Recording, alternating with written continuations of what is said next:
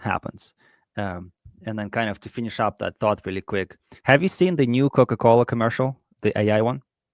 Uh, They just released like a couple of days ago. okay. No, no, I have not seen it. No. So for if you don't know, if But it's all made with AI, right? Like that's right, the big thing. yeah, I've seen a couple brands start to launch these, and it becomes yeah. PR in itself. Yeah. Right. So Coca-Cola has been doing that fully AI produced commercial for the last 3 years, I think. And you can kind of see the progress of how it gets better and better. But it's full AI, and they just released a new one, and oh boy, it's pretty next level. And then you hear it's like, oh, it's been done with AI, therefore, the like a no human touch.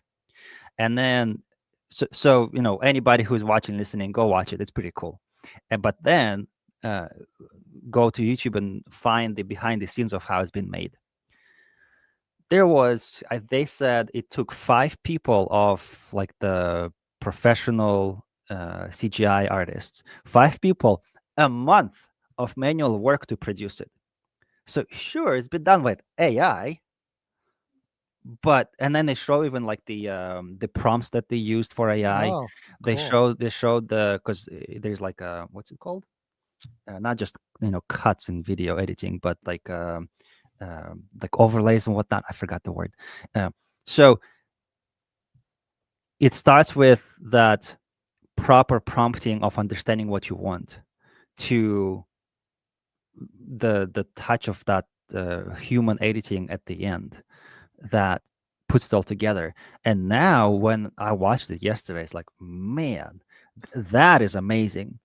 Mm. But it's still 5 people a month, so full time. So that's 200 hours a week. So let's say 1,200 hours, and they're not cheap labor people either. So maybe it took them $100,000 to produce, which is still cheaper than compared to the 90s or early 2000s produced commercial, like with actual TV work, like normal camera stuff, which probably would cost, I don't know, $1 million or whatever. It's still cheaper, and nowadays I think it's getting to pretty much the same or possibly even better quality, but it still requires that original thought. It requires knowing what you do to do it. So the jobs are changing, right? Like Exactly. the roles are changing, and maybe you can do better, more efficiently, but there's still new rules. There's still people that are going to need that. And I think the sky's the limit as far as like the careers go.